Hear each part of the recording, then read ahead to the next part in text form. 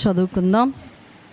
నిర్గమాకాండము 5వ అధ్యాయము ప్రారంభము నుండి చివరి వరకు 23 వచనాలు ఇందులో మనకి కనబడతా ఉన్నాయి. ఈ అధ్యాయం యొక్క ముఖ్యాంశం ఏంటంటే ఇశ్రాయేలు యొక్క కఠిన హింస. ఈ మొదటి అధ్యాయమును అనగా మొదటి వచనాన్ని ఒక్క పర్యాయము చదువుకొని ధ్యానంలోనికి వెళ్దాం. తర్వాత మోషే అహరోనులు వచ్చి ఫరోను చూసి, ఇశ్రాయేలు దేవుడైన యెహోవా అరణ్యములో నాకు ఉత్సవము చేయుటకు నా జనమును పోనిమ్మని ఆజ్ఞాపించుచున్నాడని ప్రార్థన చేసుకుందాం. ఇశ్రాయేలు యొక్క కఠినమైన హింసను గూర్చి మాట్లాడుతున్న ఈ అధ్యాయమును గూర్చినటువంటి వివరణ మాకు పూర్తిగా తెలియపరచుమని మా దైవజనులు వ్రాశారు. కీడు కేవలముగా కీడంచు భావించి కిన్నుడనైపోదునా, ఆ కీడు చాటున ప్రభు క్రీస్తు దాసి ఉంచిన మేలును చూడకుండునా అన్న ఆ యొక్క మాటకు దేవా మేమును లోబడి కీడు కేవలం కీడు కాదు కానీ కీడు వెనుక మేలు దాసి ఉంచావు గనుక నీతి సూర్యుడవైన నిన్ను మేమందరము కనుగొని ఉన్నాము గనుక తొట్టిల్లుపాటు అనేది రాకుండగా ఇశ్రాయేలు శ్రమలో కఠినమైన హింసలలో ఎలా వారికి తోడుగా ఉండి నడిపించావో ఈ రాత్రి నీ సన్నిధి చేరిన మాకు ఈ 5వ అధ్యాయం యొక్క వివరము పూర్తిగా తెలియపరిచి నీ చిత్త ప్రకారం మేము జీవించడానికి మాకును సహాయము దయచేయమని హింసలో కూడా గొప్ప ఉపశమనము కలిగిస్తూ ఉన్న యేసుక్రీస్తు వారి నామమును బట్టి ప్రార్థన అడిగి వేడుకుని పొంది ఉన్నాను పరమ తండ్రి, ఆమేన్. పరిశుద్ధ లేఖనములో నిర్గమాకాండము 5వ అధ్యాయములోనికి మనము వచ్చిన వారమై ఉన్నాము. ఈ నిర్గమాకాండము 5వ అధ్యాయం యొక్క వివరమును మనము ఆలోచన చేసినప్పుడు ఈ నిర్గమాకాండము 5వ అధ్యాయములో ముఖ్య అంశం ఏంటి అనంటే కఠినమైన హింస. ఎవరికి కఠినమైన హింస? ఇశ్రాయేలీయులైన వారికి కఠినమైనటువంటి హింస అనేది ఇక్కడ మనకి కనబడతా ఉంది. ఎలాంటి హింస అని ఈ పుస్తకాన్ని ఇప్పుడు మనం చదివి ధ్యానం చేసుకున్న వారమై ఉన్నాము.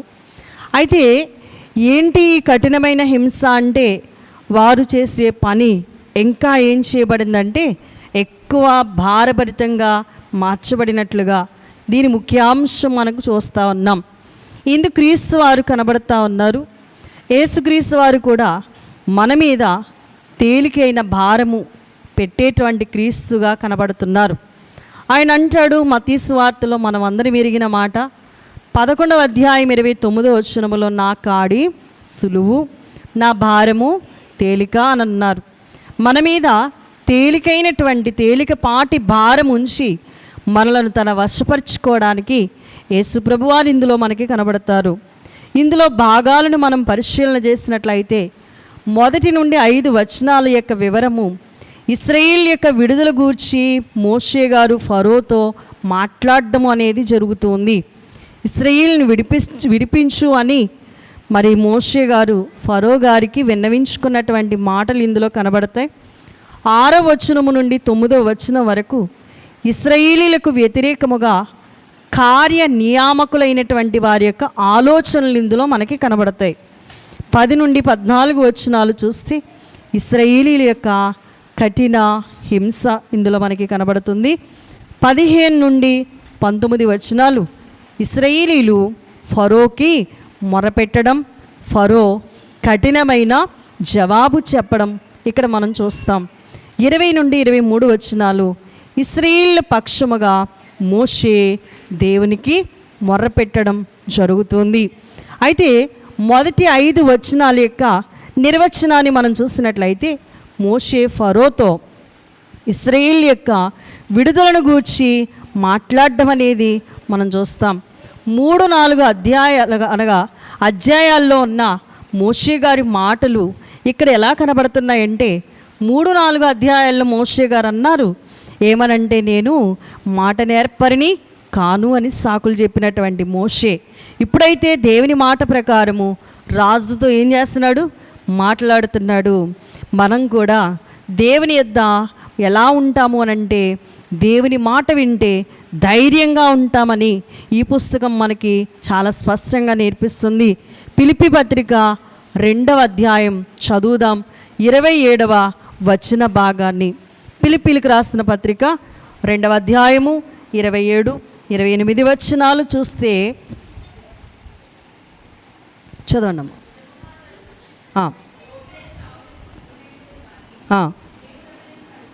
దేవుడు అతనిని కనికరించెను, అతని మాత్రమే గాక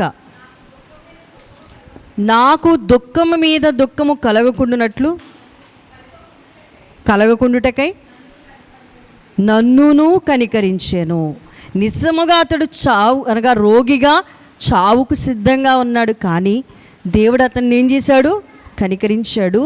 అతని మాత్రమే కాదు, నాకు దుఃఖం మీద దుఃఖము కలగకుండుటకై నన్నును కనికరించారని ఈ గ్రంథం మాట్లాడుతుంది. కాబట్టి మీరు అతనిని చూసి మరలా సంతోషించు నిమిత్తమును నాకున్న దుఃఖము తగ్గు నిమిత్తమును అతనిని మరీ శీఘ్రముగా పంపితిని అని ఎపఫ్రోదీతు కొరకు మరి ఈ పౌలు గారు మాట్లాడిన మాటలు ఇక్కడ మనం చూస్తాం. మరి ఈ యొక్క లేఖనం మనకేం నేర్పిస్తుంది అని అంటే, కొన్ని పర్యాయములు చావుగా ఉన్నా కూడా, సావుకు సిద్ధంగా ఉన్నా కూడా మరలా దేవుడు ఏం చేస్తాడంట? కనికరిస్తారట. ఈ పుస్తకములో చాలా కఠినమైన హింస, ఎంత భయంకరమైన శ్రమ అక్కడి దాకా తీసుకెళ్ళి మరలా దేవుడు వారిపైన ఏం చూపిస్తున్నారు?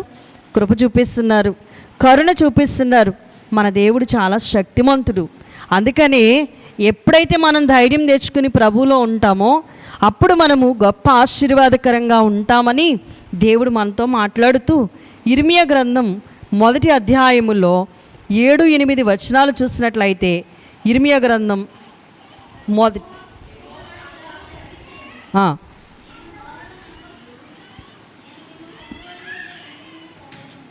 ఏమనాలంటండి, దేవుడు సెలవిస్తున్నాడు. అయితే ఏమనకూడదు, నేను బాలుణ్ణి, లేకపోతే నాకు మాటలు రావు అని నీవు అనకూడదు. నేను పంపువారందరి యొద్దకు నీవు పోవలను, నీకు ఆజ్ఞాపించిన సంగతులన్నీ చెప్పవలను. మోషే ఏమంటున్నాడు? నేను మాట నేర్పరిని కాను, నోటి మాంద్యము కలవాడను, నాలుక మాంద్యం గలవాడను, నాకు సరిగా రాదు, నత్తివాడని, నన్ను విడిచిపెట్టే అంటున్నాడు. ఇర్మియా అలా నాకు ముందే ఏమంటున్నాడు? ఇర్మియాతో, గర్భములో ఉండగానే నేను నిన్ను రూపించాను, నువ్వు బయట పడక మునిపే నేను నిన్ను ప్రతిష్ఠించుకున్నాను. కాబట్టి నీవు బాలుడును అని అనవద్దు. బాలుడును అనంటే నేను ఊరుకోను. నిన్ను పంపేవారందరి యొద్దకు వెళ్ళి నువ్వేం చేయాలి? ప్రకటించవలసిందే. అలాగే ఈ మోషే గారితో కూడా దేవుడు మాట్లాడుతున్నాడు. నేనేమైతే నీ నోట్లో పెట్టానో ఆ మాటలన్నీ కూడా నువ్వేం చేయాలి? ఇప్పుడు ఎక్కడ చెప్పమంటే అక్కడ చెప్పాలి. ముందు ఊహో అన్నాడు, కానీ ఇప్పుడు ఏమంటున్నాడు? ఫరో దగ్గరికి వచ్చి మాట్లాడుతున్నాడు. ఈ నిర్గమాకాండము 1వ అధ్యాయము అనగా 5వ అధ్యాయము 1 నుండి 5 వచనాలు మనం చదివాము. ఏమని అంటున్నాడు? ఇశ్రాయేలును పోనివ్వి అని అంటున్నాడు. ఇశ్రాయేలును పోనివ్వి అంటున్నాడు. ఎందుకు పోనీయాలి అనంటే, అరణ్యములో ఉత్సవం చేసుకోవాలి మేమందరం కలిసి. అరణ్యములు ఏం చేసుకోవాలి? ఉత్సవం చేసుకోవాలి. అందుకు నీవు మమ్మల్ని అందరినీ కూడా ఏం చేయాలి? ఈ జనమందరినీ పోనిమ్మని ఆజ్ఞాపిస్తున్నాడు. అప్పుడు యెహోవా ఎవడు అని రోషంతో ఫరో ధిక్కరించినటువంటి సందర్భం ఇక్కడ మనకి కనబడుతుంటే మోషే గారు అంటారు, అయ్యో అలా అనొద్దు, హెబ్రీల దేవుడు మమ్మల్ని ఎదుర్కొన్నాడు, సెలవైతే మేము వెళ్ళి అరణ్యంలోనికి వెళ్తాం, 3 దినాలంత ప్రయాణము, ఎందుకంటే దూరంగా వెళ్ళాలా, మా దేవునికి బలర్పించాలి, లేకపోతే ఆయన మా మీద తెగులతో పడతాడేమో, లేకపోతే ఖడ్గంతో మమ్మల్లోకి వేళ తరుముతారేమో. కాబట్టి మరి మోషే అహరోన్లు దేవునితో అనగా మోషే గారు అనగా ఫరోతో మాట్లాడుతూ అంటున్నారు, ఆయన మా మీద పడకముందే మీరు మమ్మల్ని ఏం చేయాలి? పంపించమని ఆయనకి విన్నవించుకుంటున్నటువంటి సందర్భం ఇక్కడ మనకి కనబడతా ఉంది. అక్కడ యెహోవాను ఎరగను అంటున్నాడండి. ఎవరు? ఫరోకి ఎవరు తెలియదంట? యెహోవా ఎవడు అంటున్నాడు. యెహోవా తెలియదు అంటున్నాడు.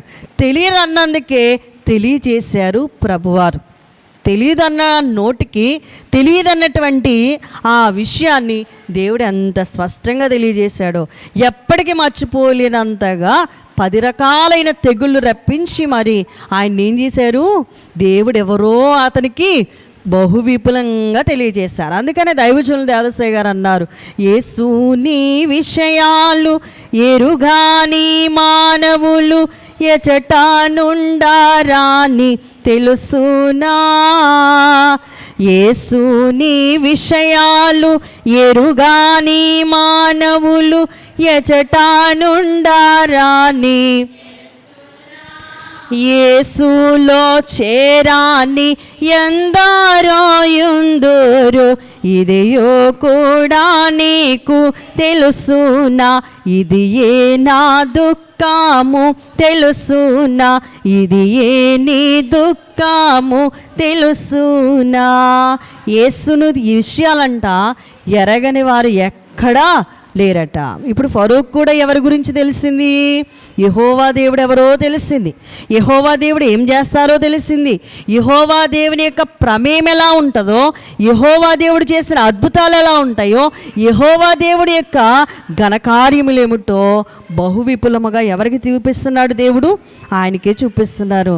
కాబట్టి ఎవడైనా అని అడిగిన వానికి ఇదిగో నేనే అని ప్రభు ఎలా తన్ను తాను ప్రత్యక్షపరచుకుంటున్నారో ఈ రోజున లోకస్తులు కూడా అంటున్నారు, యేసు ప్రభు ఎవరు, ఆయనతో మాకేంటి పని, ఆయన ఒక వంశానికి చెందినవాడు, ఒక వర్గానికి చెందినవాడు, లేక ఒక భాష వారికి అని అనుకుంటున్న వారికి దేవుడు చెప్తున్న మాట ఏంటంటే, ప్రతి వాని మోకాలు నా నామం పేరట వంగుతుంది, ప్రతి వాని నాలుక యేసు ప్రభు దేవుడని ఒప్పుకుంటారని ప్రభు తెలియజేస్తున్న వారై ఉన్నారు.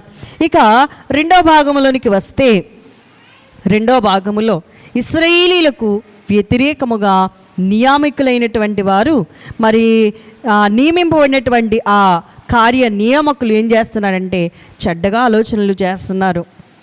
అనగా మరి వ్యతిరేకమైనటువంటి ఆలోచనలు వారు కలిగి ఉన్నట్లుగా గ్రంథకర్త మనతో మాట్లాడుతున్నారు. 6 నుండి మనం చూస్తే, ఆ దినమున ఫరో ప్రజలపైన ఉన్న కార్య నియామకులకును వారి నాయకులకును ఇట్లు ఆజ్ఞాపించారట, ఇటుకలు చేయడానికి మీకు ఇక మీదట ఏమివ్వబడదు, గడ్డివ్వరు.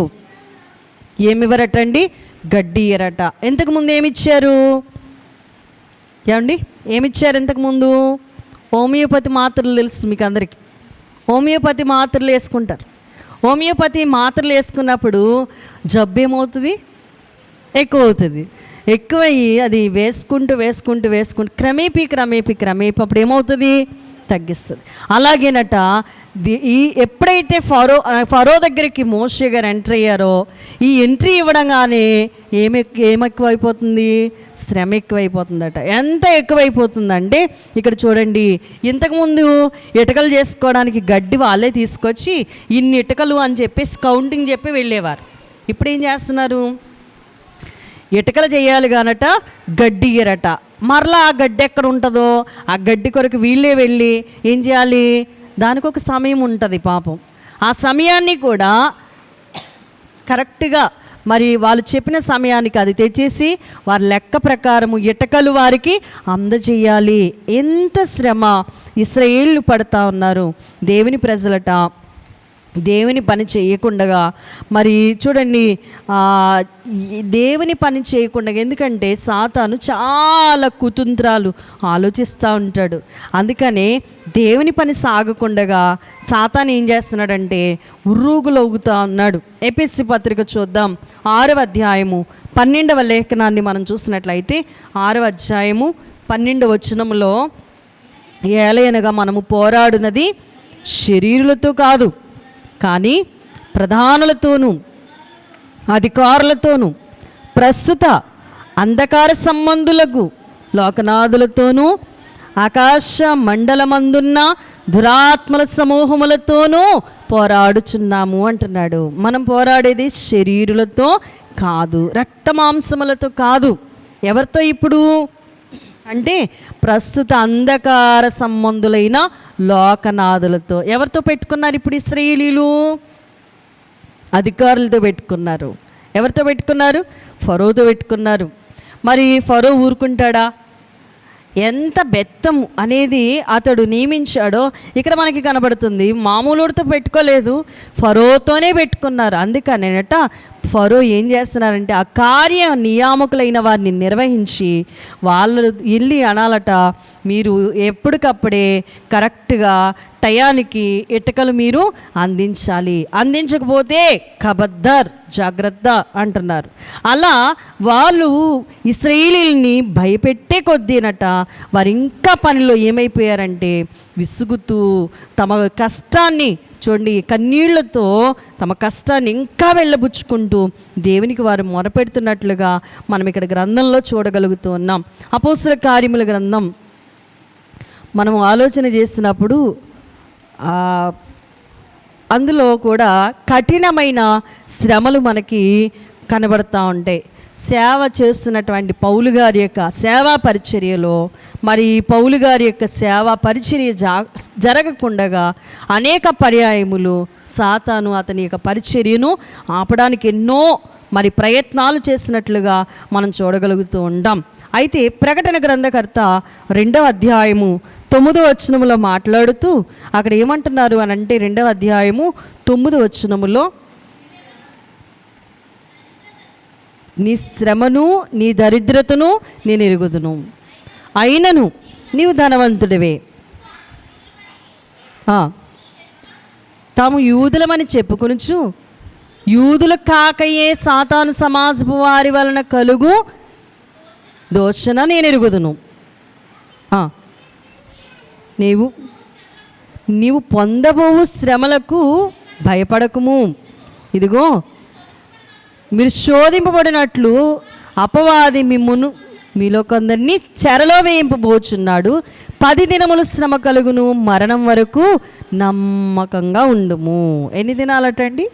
10 దినాలు. ఇశ్రాయేలు ఎన్ని దినాలు? 430 సంవత్సరాలు వారు దేవునికి ఏం చేశారు? మొరపెడతా ఉన్నారు.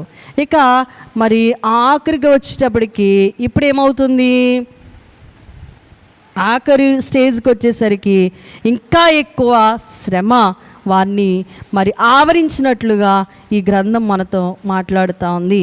మరి ఎందుకు అనగా మరి వారిని విడిపించాలంటే ఇప్పుడు ఆ కొలిమి ఏం చేయబడుతుందంటే బొసలు కొడుతూ ఉంది.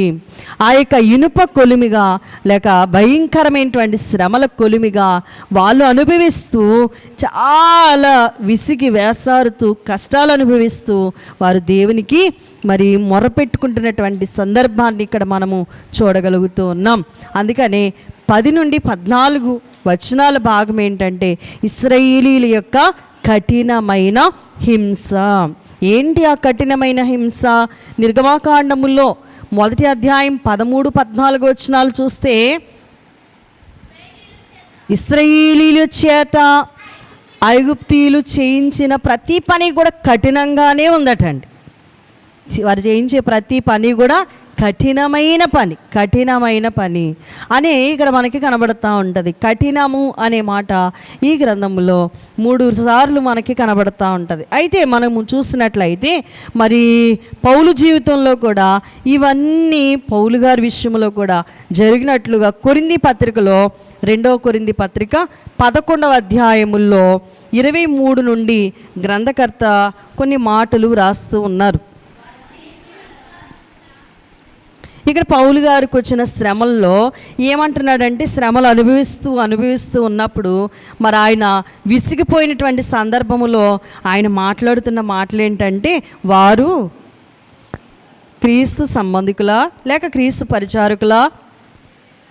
వెర్రివాని వల్లే మాట్లాడుచున్నాను, నేనును మరి ఎక్కువగా క్రీస్తు పరిచారకుడును, మరి విశేషముగా ఎంత ప్రయాస పౌలు గారి శ్రమలో. ఇక్కడ చెప్తాడండి ఎంత ప్రయాస అంటే అనేక పర్యాయములు చెరసాల్లో ఉన్నాను అంటున్నాడు, అపరిమితముగా దెబ్బలు తిన్నాను అంటున్నాడు, అనేక మార్లు ప్రాణాపాయములలో ఉన్నానంటున్నాడు. యూదుల చేత 5 మార్లు ఒకటిసారి కాదు, యూదుల చేత 5 సార్లు, ఒకటి తక్కువ 40 కొరడా దెబ్బలు 5 సార్లు కొట్టారటండి. అలా ఇక రాళ్ళతో కొట్టబడ్డాడు. 3 సార్లు వాడ పగిలింది, శ్రమపడ్డాడు.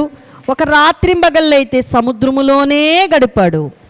అనేక పర్యాయములు ప్రయాణాల్లో శ్రమ, నదుల వల్ల శ్రమ, ఆపదల్లో శ్రమ, దొంగల వల్ల శ్రమ, ఇంకా ఆపదల్లోనే కాదు స్వజనుల వల్ల కూడా, ఆపదల్లో కూడా, అన్యజనుల వల్ల కూడా, పట్టణాల్లో కూడా, అరణ్యములో కూడా ఇలాగున రకరకాలైనటువంటి శ్రమలు ఎవరు పొందారట?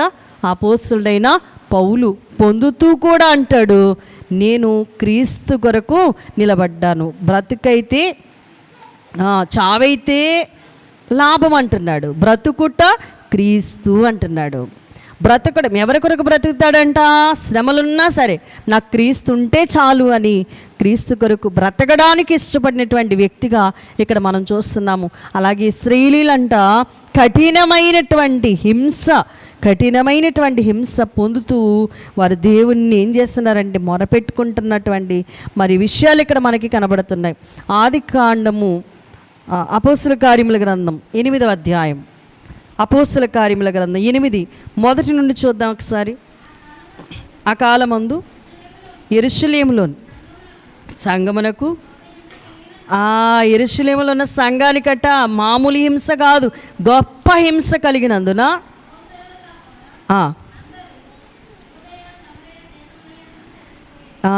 చూడండి ఏం చేశారంట? అపోస్తలులు తప్ప అందరూ ఏమైపోయారు? యోదయ వెళ్ళిపోయారు, సమరయ వెళ్ళిపోయారు. ఆ దేశాల గుండా వారు ఏమైపోయారంట? చెదిరిపోయారు. అప్పుడు భక్తిగల మనుష్యులు స్తెఫనుని ఏం చేశారంట? సమాధి చేసి అతన్ని గూర్చి బహుగా ప్రలాపించారు. చూడండి, అక్కడ సౌలైతే ఇంటింటా జొచ్చి పురుషులను స్త్రీలను ఈడ్చుకుని పోయి చెరసాల్లో వేయించి సంఘాన్ని పాడు చేస్తున్న దినాలవి. కాబట్టి చెదిరిపోయిన వారు సువార్త వాక్యమును ప్రకటించుచు సంచారము చేసిరి. పౌలు గారిని ఎప్పుడు పట్టుకున్నారు దేవుడు? ఆయన ఏం చేస్తున్నాడంట? ఇంటింటికి వెళ్ళి పురుషులని స్త్రీలని చూడకుండగా ఈడ్చుకుని పోయి చెరసాల్లో వేసి సంఘం అంతటిని కూడా ఏం చేస్తున్నాడు? పాడు. ఆయన దెబ్బ మీద దెబ్బ తీయడాన్ని బట్టి ఇక ఆ హింస తట్టుకోలేక యోదయకి సమరయకి వాళ్ళు పారిపోతూ ఉండేవారు. అలాంటి సందర్భములోనే అలాంటి వాడిని ఎవరు పట్టుకున్నారు? దేవుడు పట్టుకున్నాడు. ఇప్పుడు ఫరోను పట్టుకోడా ఏమండి? అందుకని దేవుడు తానెవరో తెలియపరచుకోవడానికి ఎవరిని వాడుకోవాలనుకుంటే వారిని దేవుడు ఖచ్చితంగా వాడుకుంటారు. మనకు అనిపిస్తుంది వీడెంత దుర్మార్గుడో, వీడెంత దుష్టుడో, వీడు దేవునికి ఎంత దూరంగా ఉంటాడో, ప్రార్థనకు మమ్మల్ని రానియడు అని అనుకుంటున్న వాళ్ళని రేపు దేవుడు ముందు పెడతా ఉంటాడు. మనకు విచిత్రం అనిపిస్తూ ఉంటుంది. అందుకే మొదటివారు మొదటివారిగా మార్చే గొప్ప శక్తిమంతుడే యేసు ప్రభువారు. అందుకని ఎవరిని మనం ఏమీ అనకూడదట. ఫిలిప్పీ పత్రిక 1వ అధ్యాయం చూసినట్లయితే, ఫిలిప్పీలకు రాసిన పత్రిక 1వ అధ్యాయం 12వ వచనం, సహోదరులారా నాకు సంభవించినవి సువార్త మరీ ఎక్కువగా ప్రబలమగుటకే సమకూడేనని మీరు తెలుసుకొని కోరుచున్నాను. ఎందుకంటే నాకు సంభవించినవి సువార్త మరీ ఎక్కువగా ప్రబలమగడానికి సమకూడనని మీరు తెలుసుకోవాలి. ఏలయనగా నా బంధకములు క్రీస్తు నిమిత్తమే కలిగినవని ప్రేతోర్యమను సేనలోని వారికి అందరికీ తక్కిన వారికి అందరికీ స్పష్టమాయను. మరియు సహోదరులైన వారిలో ఎక్కువ మంది నా బంధకముల మూలముగా ప్రభునందు స్థిర విశ్వాసం గల వారై నిర్భయముగా దేవుని వాక్యం బోధించుటకు మరీ విశేష ధైర్యము తెచ్చుకున్నారు. ఇప్పుడు చెప్పండి, శ్రమ మరి మంచిదంటారా చెడ్డదంటారా? ఈ శ్రమ విస్తరించకపోతే సౌలు ప్రభు మార్గంలో నడిచేవాడా? చూడండి, ఈ శ్రమలు విస్తరించకపోతే ఇశ్రాయేలీలు దేవుని తట్టు తిరిగేవారా? శ్రమ ఏదైనప్పటికీ కూడా అది ఒక మేలు, బహుమానము, ఆశీర్వాదము. ఈ శ్రమలు విస్తరించే కొద్దీ పౌలు గారు అంటున్నారు, ఇదిగో శ్రమలు ఉండడాన్ని బట్టే నేనేం చేస్తున్నానంటే సువార్త పరిచర్య ఇంకా భారంభరితంగా చేయగలుగుతున్నాను అంటున్నాడు. శ్రమ లేకపోతే ఇలాంటివి జరగవు. కాబట్టి శ్రమలు ఉపకారమని మన దైవజనులు దేవదాసాయి గారు అందుకే మనకి బహు విపులముగా తెలియజేసిన వారై ఉన్నారు.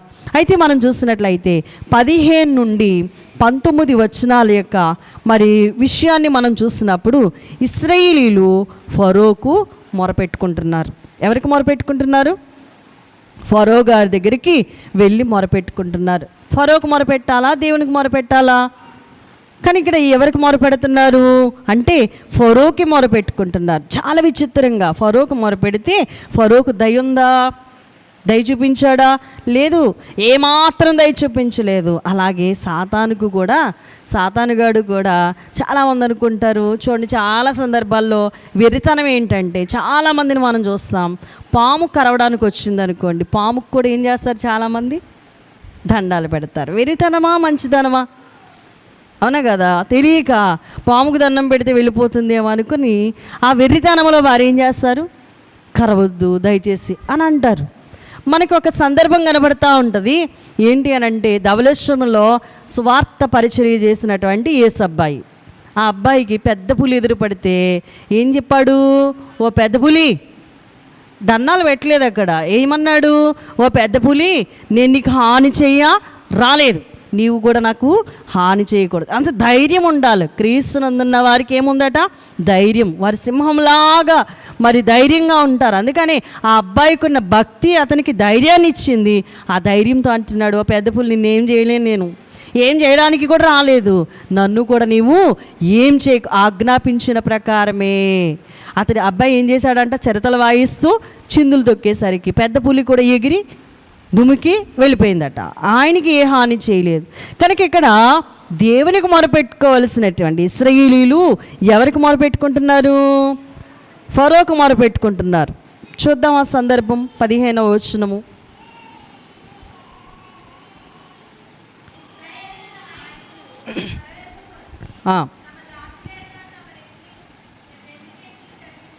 ఏమంటున్నారు? ఇశ్రాయేలీల నాయకులట ఫరో దగ్గరికి వచ్చట, తమ దాసులు తమరెందుకు ఇట్లు జరిగిస్తున్నారు? తమ దాసులకు గడ్డీరు, అయితే ఇటుకలు చేయండి అని మాతో చెప్తున్నారు. చిత్తగించండి, వారు తమరీ దాసులను కొట్టుచున్నారు. అయితే తప్పిదం ఎక్కడుంది?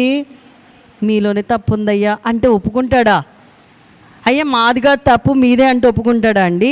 ఒప్పుకోడు. 2వ రాజుల గ్రంథం 18వ అధ్యాయం చూద్దాం.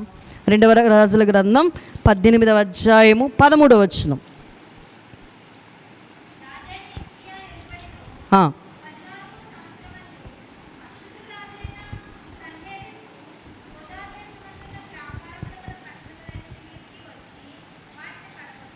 పట్టుకొనగా యూదారాజుని హిజ్కియా లాకీషు పట్టణమందున్న అస్సూరు రాజు వద్దకు దూతలను పంపి, నా వలన తప్పు వచ్చింది, నా యొద్ద నుండి తిరిగి వెళ్ళిపోయిన ఎడల నా మీద నీవు మోపిన దానిని నేను భరించుదనని వర్తమానం చేయగా, అష్షూరు రాజు యూదారాజైన హిజ్కియాకు 600 మనుగుల వెండియు 60 మనుగుల బంగారమును జుల్మానాగా నియమించాను. కావున హిజ్కియా యెహోవా మందిరమందున్న రాజనగరునందున్న పదార్థములలో కనబడిన వెండి అంతయు అతనికిచ్చాను.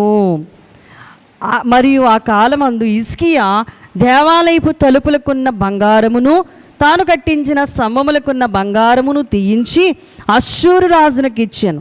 అంతటా అష్షూరు రాజు తర్తానును రబ్సారీసును రబ్సాకేను లాకీషు పట్టణము నుండి యెరూషలేమునందున్న రాజైన హిజ్కియా మీదికి బహు గొప్ప సమూహముతో పంపెను. వారు యెరూషలేము మీదికి వచ్చి సాకిరేవు మార్గమందున్న మెరకు కొలను కాలువ యొద్ద ప్రవేశించి నిలిచి రాజును పిలవనంపగా.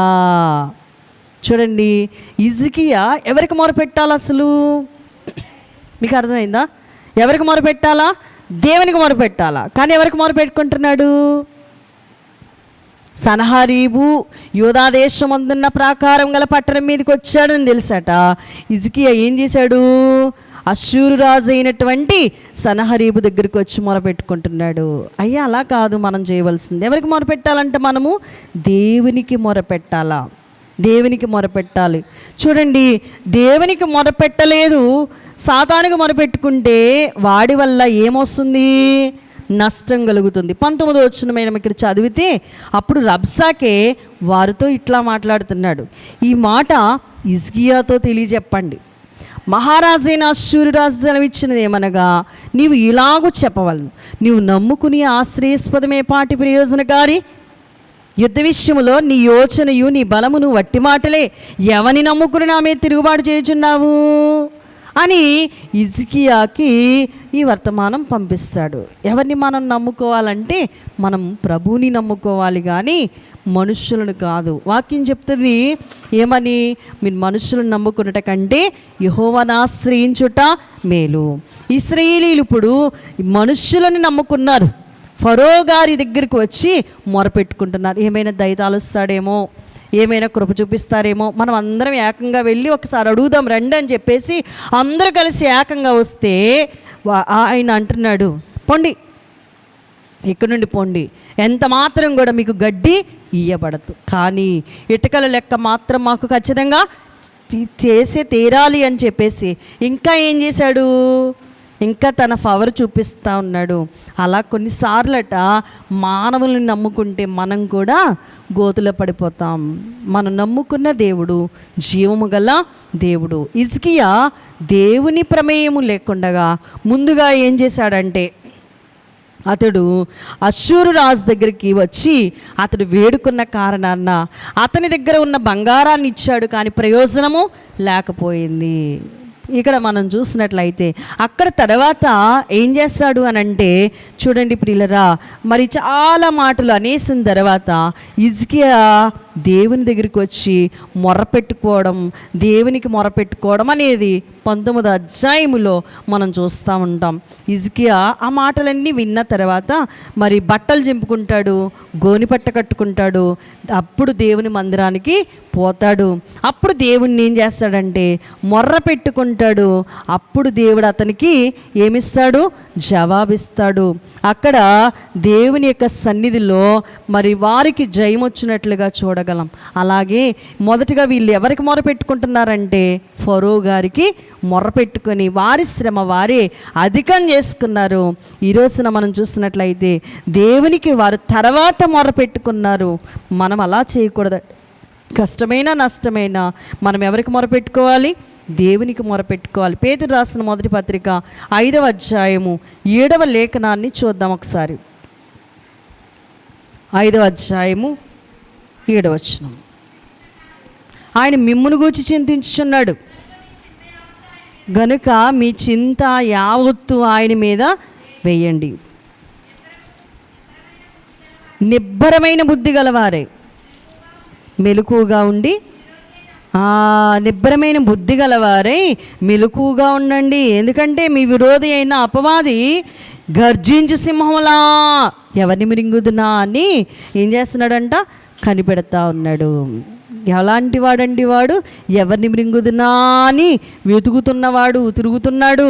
లోకమందున్న మీ సహోదరులు యందు ఈ విధమైన శ్రమలే నెరవేరుచున్నవని ఎరిగి విశ్వాసమందు స్థిరులై వానిని ఎదిరించండి. తన నిత్య మహిమకు క్రీస్తునందు మిమ్మల్ని పిలిచిన సర్వకృపానిదగు దేవుడు కొంచెం కాలం మీరు శ్రమపడిన పిమ్మట తానే మిమ్మును పూర్ణులుగా చేసి స్థిరపరిచి బలపరచును. యుగ యుగములకు ప్రభావ మహిమ ఆయనకు కలుగును గాక అంటున్నాడు భక్తుడు. మనం చూసినట్లయితే ప్రియులరా, నిబ్బరమైన బుద్ధి మనం కలిగి ఉండాలట, మెలకువగా ఉండాలట.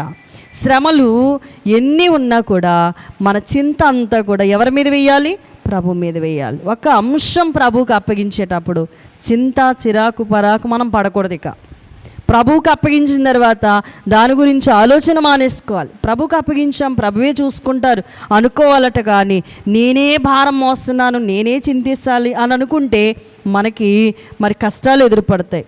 కాబట్టి మనం నమ్ముకున్న దైవం క్రీస్తు వారికి మనము మన శ్రమలను, మన చింత యావత్తును ప్రభువుకు అప్పగించాలట.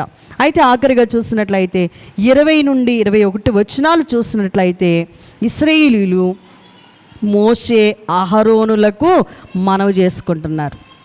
ఎవరితో మనవి చేసుకుంటున్నారు? మోషే అహరోనులకి ఏమని మనవి చేసుకుంటున్నారు అనంటే, ఇశ్రాయేల్ నాయకులు మోషే అహరోనులతో ఏమని చెప్తున్నారు? 20వ వచనంలో, ఫరో దగ్గర నుంచి బయలుదేరి వచ్చేసిన తర్వాత వీళ్ళకి మోషే అహరోనులు ఎదురుపడ్డారు. ఏమంటున్నారంటే యెహోవా మిమ్ము చూసి న్యాయం తీర్చునుగాక. ఫరో ఎదుటను అతని దాసులు ఎదుటను మమ్మను అసహ్యులుగా చేసి మమ్ము చంపుటకే వారి చేతికి ఏమిచ్చారు, మీరు ఖడ్గమిచ్చారని మొరపెట్టుకుంటున్నారంట. మనం చేసుకుంటున్నారు, అయ్యా మీరు ఎందుకయ్యా బాబు వచ్చారు, వచ్చి మీరు ఏం చేశారు, మాకున్న శ్రమ సాలదని ఇంకొంచెం పాటి ఎక్కువైన శ్రమ మీరు మాకు తీసుకొచ్చారు.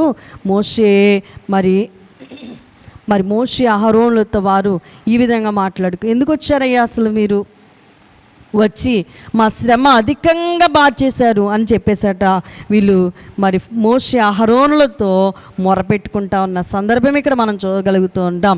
అయితే ప్రియులారా, మనం చూసినట్లయితే ఇది మోషే గారికి తెలుసు గనుకనే మరి మోషే గారు ఏమంటున్నారు అనే విషయాన్ని తర్వాత వచనాల్లో మనం చూస్తాం. అయితే హెబ్రీయులకు రాసిన పత్రిక 10వ అధ్యాయం 32వ వచనములో చూస్తే 10వ అధ్యాయము 32వ వచనములో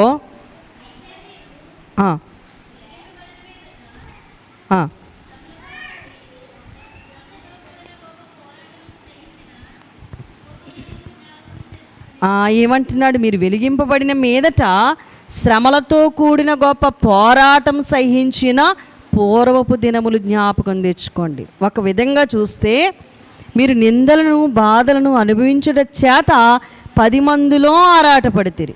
మరి ఒక విధముగా చూచితే వాటిని అనుభవించిన వారితో పాలివారలైతిరి.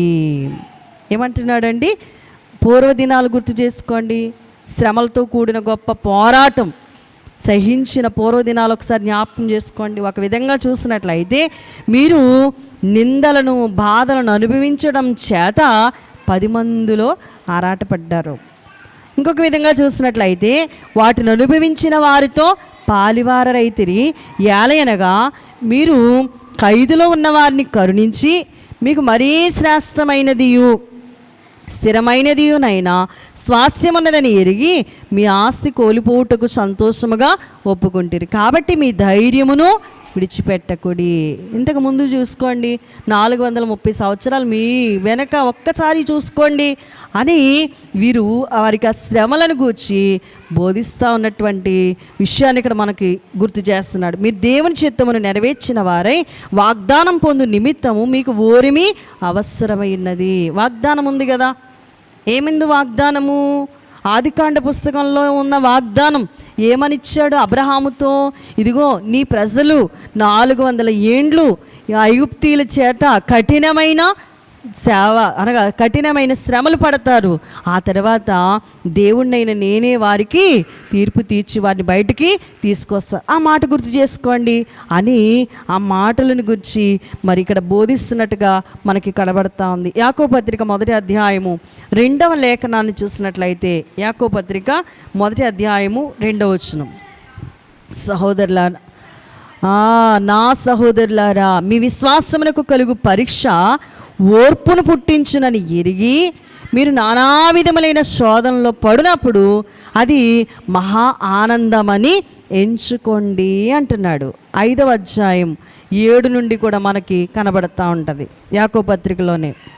సహోదరులారా ప్రభు రాకడ వరకు ఓపిక కలిగి యుండుడి. చూడుడి, వ్యవసాయకుడు తొలకరి వర్షమును కడవరి వర్షమును సమకూడు వరకు విలువైన భూఫలము నిమిత్తము ఓపికతో కాసుకొనుచు దాని కొరకు కనిపెట్టును కదా.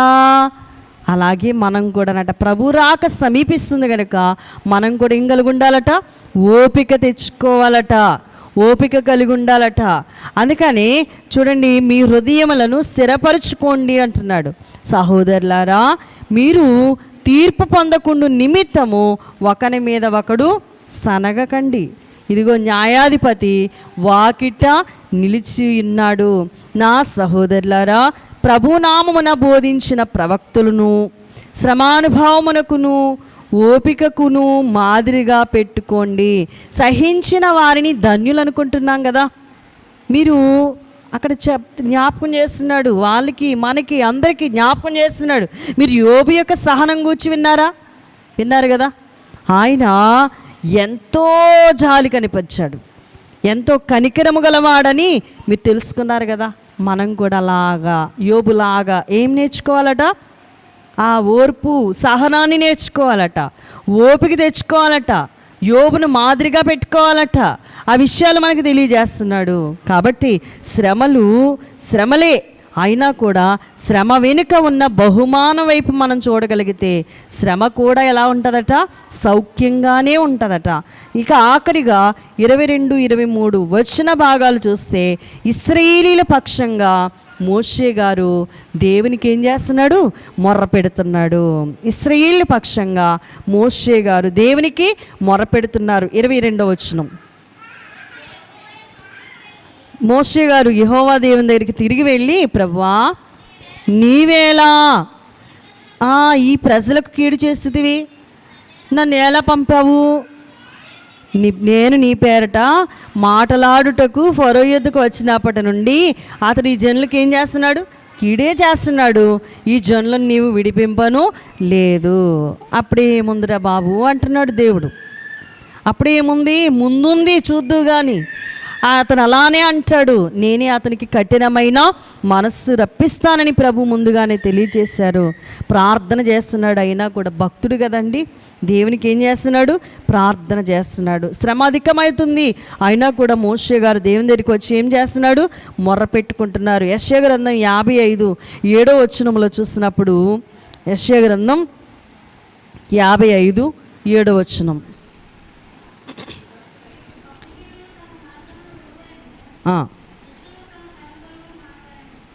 చూడండి, భక్తిహీనులు ఏం చేయాలటండి, తమ మార్గమును విడవవలెను, దుష్టులు తమ తలంపులను మానవలను, వారు యెహోవా వైపు తిరిగిన ఎడల ఆయన వారి యందు జాలిపడును, వారు మన దేవుని వైపు తిరిగిన ఎడల ఆయన బహుగా క్షమించును.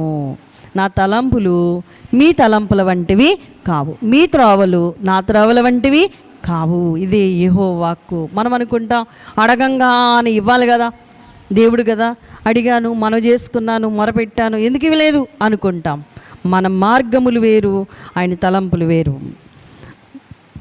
మనం ఆలోచన చేసినట్లయితే ఆయన తలంపులు చాలా గొప్పవి, చాలా శ్రేష్టమైనవి.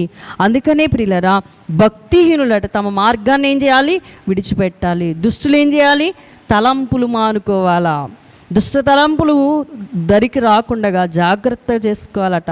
అప్పుడు దేవుడు యెహోవా వైపుకి ఎవరైతే తిరుగుతారో, దేవుని వైపుకి ఎవరైతే తిరుగుతారో వారిని ఖచ్చితంగా దేవుడు ఏం చేస్తారు, ఖచ్చితంగా ఆశీర్వదిస్తారు. ఇప్పుడు ఇశ్రాయేలీల కొరకు మోషే గారు దేవునికి మొరపెట్టగా దేవుడు వారి మొరకి జవాబు అనేది ఆయన తీసుకుని రావడం అనేది మనం చూస్తాం. 30వ కీర్తన 7వ శరణాన్ని చూసినట్లయితే, 30వ కీర్తన 7వ శరణంలో, యెహోవా దయగలిగి, చూడండి ప్రియులరా, దేవుడు దయగలిగినటువంటి దేవుడు. అందుకనే యెహోవా దయగలిగి నీవే నా పర్వతమును స్థిరపరిచితివి. నీ ముఖమును నీవు దాచుకున్నప్పుడు, దేవుని ముఖం మనకి దాచబడింది అనుకోండి, మనకేమొస్తుంది, కలత చెంది అని అంటున్నాడు భక్తుడు. అందుకే మన దైవజనులు అన్నారు, దాచుకొందును రావయ్యా నీ రూపము చూచుకొందును, దాచుకొందును రావయ్యా నీ రూపము చూచుకొందును. ఎవరిని దాచుకోవాలి, ఏం దాచుకోవాలి, ఆస్తిని కాదు, ఐశ్వర్యాన్ని కాదు, దేవుని రూపాన్ని మనము దాసుకుని చూసుకోవాలటండి. భక్తుడికి దైవజనులకి ఎంత ప్రేమో. అందుకనే ఇక్కడ దావీదు మహారాజు కూడా ఆయనే గృహప్రతిష్ఠా గానముగా ఈ కీర్తన రాస్తూ అంటున్నాడు, నీ ముఖమును నీ ఒకవేళ దాసుకున్నావు అనుకో, నాకేమొస్తుంది, కలత చెందకుండా దేవుని ముఖాన్ని ఎప్పుడు కూడా మనం చూసుకోవాలి అని అంటే దేవునితో ఒక సంబంధాన్ని, చనువును, సహవాసాన్ని మనము కలిగి ఉండాలట. అప్పుడు దేవుడు మనకి కనబడతారు, మనతో మాట్లాడతారు. అప్పుడు మనకి విజయము జయము, ఆనందం కలుగుతుంది. అట్టి ధన్యత, దీవెన, ఆశీర్వాదం దేవాది దేవుడు మనందరికీ దయచేయునుగాక. ఆమేన్. మహోన్నతుడా, సర్వోన్నతుడా, సర్వాధికారి, స్తుతులకు స్తోత్రములకు అర్హుడవైన పూజ్యుడవైన మా తండ్రి, స్తోత్రాలు చెల్లించుకుంటూ ఉన్నాం. ఈ రాత్రికాల సమయంలో నీ సన్నిధి నీడలోనికి వచ్చిన మాకు ఆశ్రయముగా ఉన్న నీవే, నీ మాటలన్నింటినీ మాలో బలముగా నాటుబడి వాటి ప్రకారం మేము జీవించే ధన్యత, యోగ్యత మాకందరికి దయచేయమని బలవంతుడైన యేసుక్రీస్తు వారి నామమున బలహీనులమైన మేము వేడుకుని బలం పొంది ఉన్నాము పరమ తండ్రి. ఆమేన్. మీ అందరికీ మరణాత.